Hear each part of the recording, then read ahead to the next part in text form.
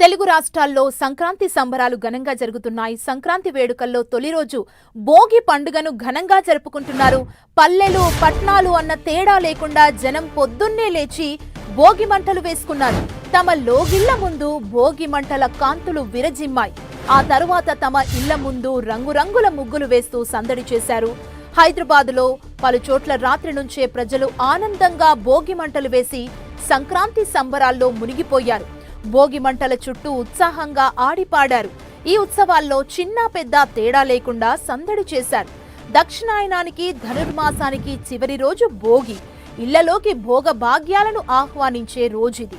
రైతులు ఆరుగాలం కష్టించి పండించిన పంటలు ఇంటికి చేరే రోజు. రైతులతో పాటు అందరి ముఖాల్లో నవ్వులు పూసే రోజు. భోగి అంటే తొలినాడు అని ఒక అర్థం ఉంది. కొత్త సంవత్సరంలో పండుగలు భోగితోనే మొదలవుతాయి. ఈ రోజున ఇంటి ముందు భోగి మంట వేస్తే ఇంట్లోని చెడు దరిద్రాన్ని తొలగించుకున్నట్లే అని నమ్మకం.